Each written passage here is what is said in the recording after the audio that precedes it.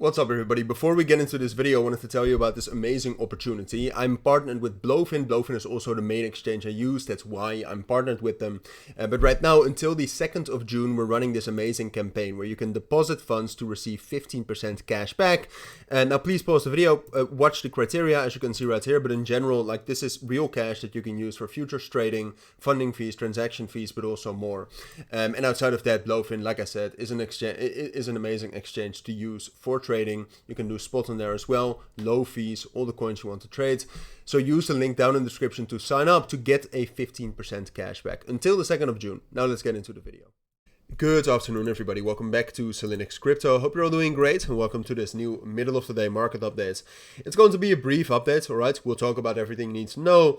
Of course, like I've said twice yesterday, we have quite a lot of economic data over the course of this week, but mostly from Wednesday until Friday, right? So I'll still keep you updated in due date. But that also means that today we have nothing. Going even further, we have Memorial Day, all right? So the US markets are not opening in 1 minute as they are normally. So that means that we are most likely going to get a little bit of a quiet week. For now, or a quiet week, quiet day, I mean, of course. Quiet week, definitely not. It's the final week of May. We have a lot of data going on. Bitcoin is trading near its all-time highs. It's going to be a very volatile week, I guess we can say. But today I think it's going to be relatively quiet. Volume so far in the markets has been relatively quiet, except for some momentum this morning. But we already spoke about that this morning. The S&P 500 pre-market, so this is futures for the S&P 500, are trading slightly higher, but have also cooled down a little bit since this morning. Which is in line with what we see normally from a Monday, right? I mean, I showed you this morning.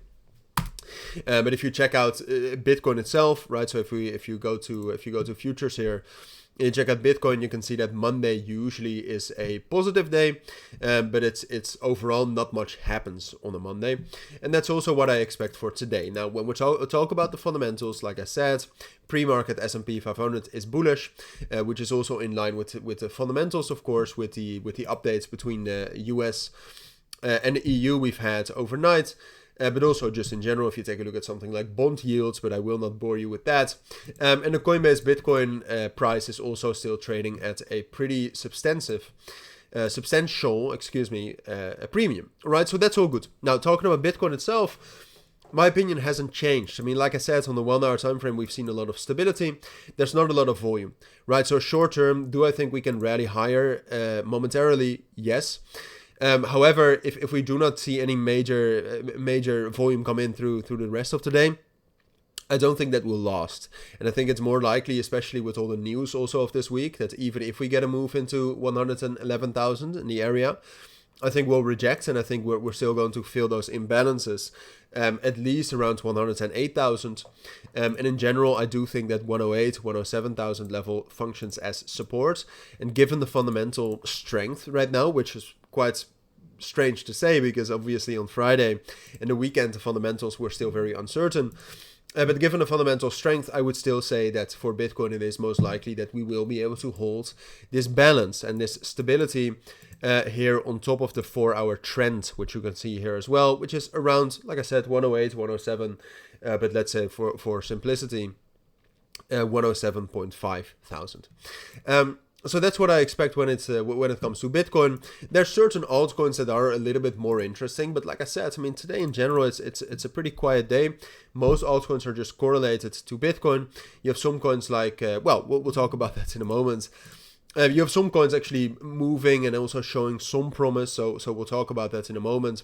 Talking about XRP first though, which I always try to keep you updated on.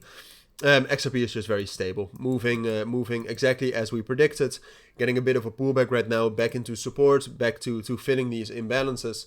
But I do expect a bounce from that support into levels higher at 2.4, 2.42, even though, you know, that might still take a couple of days, right? I mean, XRP especially, compared to Bitcoin, isn't showing signs of a lot of momentum at this point of time. Solana also relatively quiet, Solana relatively strong, of course, and we'll still talk about that in a moment as well. But no sign of an imminent breakout, even though, as you can see from my analysis this morning, that is what I expect eventually. And when we take a look at altcoins generally, others has bounced a little bit here from the trend, but ultimately this is still a bit of an awkward level to buy into altcoins, with resistance being as close or a little bit closer actually than support. So how are you going to trade these altcoins? It's quite difficult, all right? So today seems like a day where not much is going on, or at least not much should be done. Talking about altcoins, a couple of interesting opportunities. I think Jupiter, both fundamentally, but also technically, is incredibly strong. Do I see an immediate entry on this? Personally, no. All right, so again, this is not something I would act upon. Resistance, major resistance right here around 70 cents is quite close. And finding a good long or good buy entry is also a bit awkward, unless we wait for levels here around 50 cents, which looks quite good. Same with Injective. Injective is showing some strength, but is near a major resistance level at 15 cents. Which I would much rather wait for a breakout above that, rather than buying in expectation that that's going to break when the volume is dropping down. All right, which is never a great idea.